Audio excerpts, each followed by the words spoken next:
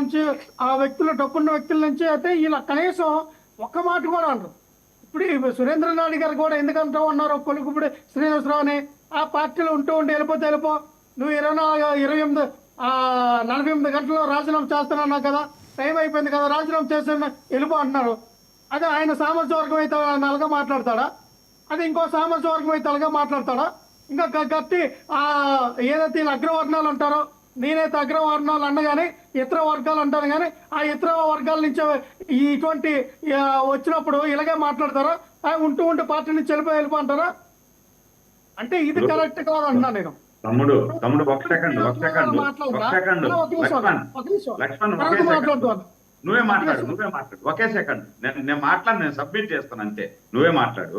ఇప్పుడు కొలికిపూడి శ్రీనివాసరావు గారికి మీ ఆత్మ వంచన చేసుకోకుండా మాట్లాడండి.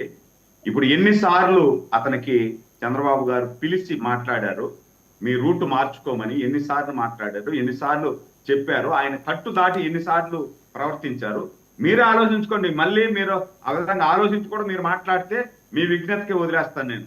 ఇక్కడ తెలుగుదేశం పార్టీలో ఒకే సెకండ్ తెలుగుదేశం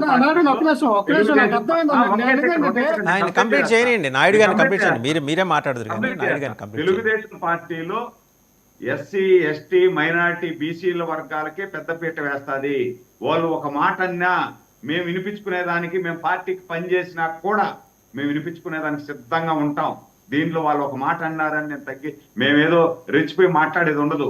ఆయన మాట తీరు ఆ విధంగా ఉంది కాబట్టి అక్కడ ఉన్నటువంటి కార్యకర్తల మనోభావాలు దెబ్బతినే విధంగా ఆయన మాట్లాడుతున్నారు కాబట్టి నేను ఆ విధంగా మాట్లాడాల్సి వచ్చింది అంతే.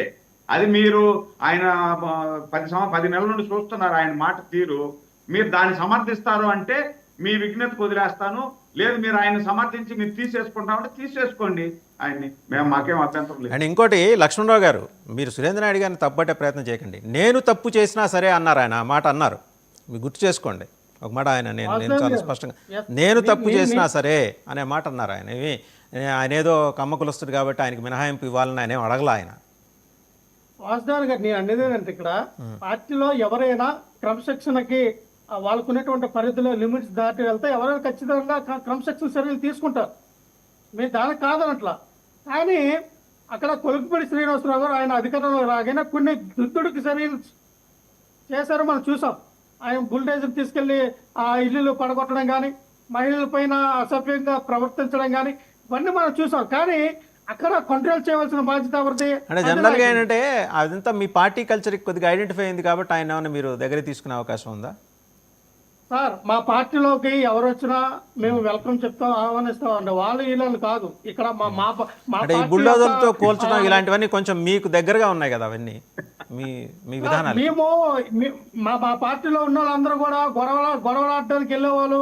వాళ్ళేమో నడి రోడ్డు మీద ఇలాగా అసభ్యంగా మాట్లాడిన వాళ్ళని మీరు పేటెంట్ రైట్స్ ఇవ్వకూడదు కదా.